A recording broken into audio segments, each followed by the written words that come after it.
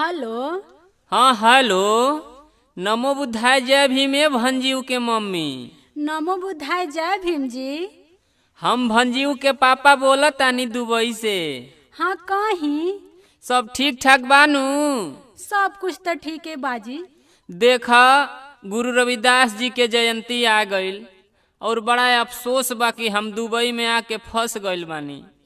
बाकी हम चाहतानी कि हमारी अनुपस्थिति में तू हमारे को काम कर द। बोली काहे ना करब। हाँ तो ध्यान से सुनो का तोहके करे के बा। सुनाई।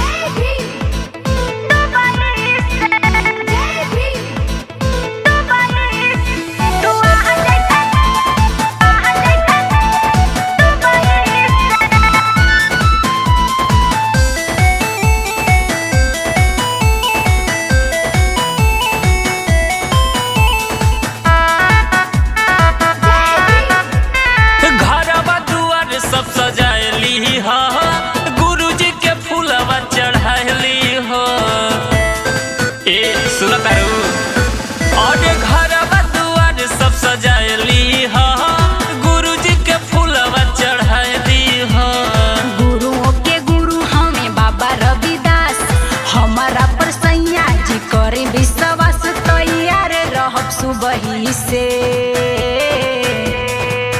बस कमी बाटे सुनेला तोहार पिया जी हमार तू आ जाइता दुबई से। बस कमी बाटे सुनेला तोहार पिया जी हमार तू आ जाइता दुबई से।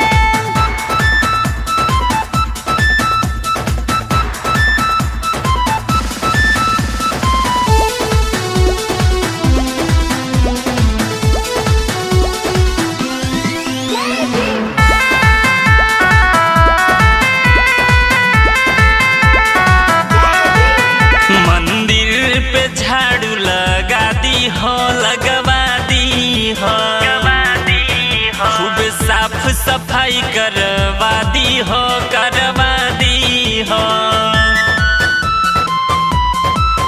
मंदिर पे झाड़ू लगा दी हो खूब साफ सफाई करवा दी हो गाँव घर के लइका सब करी है इंतजाम मिले बाट सब लोग कर दी है काम हम कह देब सब ही से। बस कमी बाटे सुनेला तोहार पिया जी हमार तू आ जाइता दुबई से। बस कमी बाटे सुनेला तोहार पिया जी हमार तू आ जाइता दुबई से।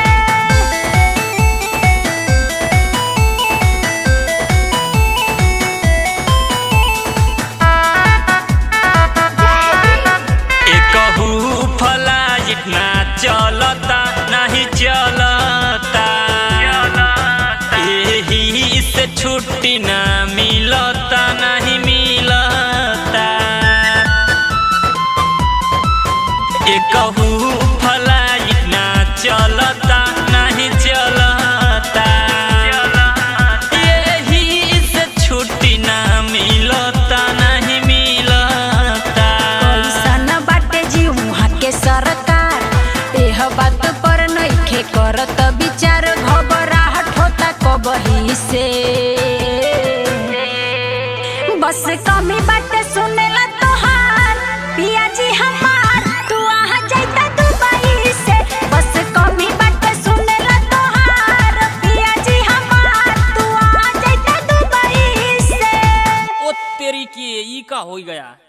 रुको फिर से लगाते हैं। हाँ जी बोली। अजी फोनवा काहे कट गया है? अरे वो नेटवर्क प्रॉब्लम रहल है ना। अच्छा ये बड़ा परेशान कर दिए हैं नेटवर्क वाले। आगे सुना और का करे के बा? बोली।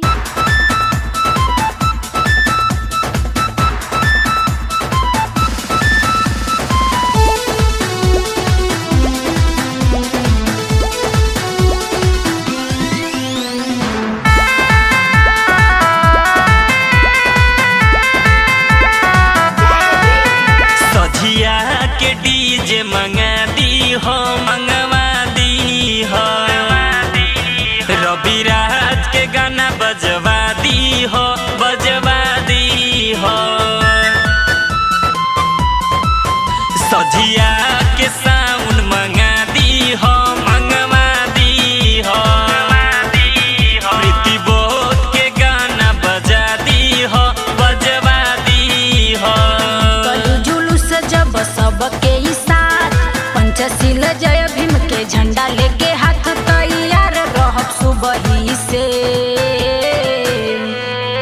बस कमी बाटे सुनेला तोहार पिया जी हमार तू आ जाता दुबई से बस कमी बाटे सुनेला तोहार पिया जी हमार तू आ जाता दुबई से बस कमी बाटे सुनेला तोहार पिया जी हमार तू आ जाता दुबई से।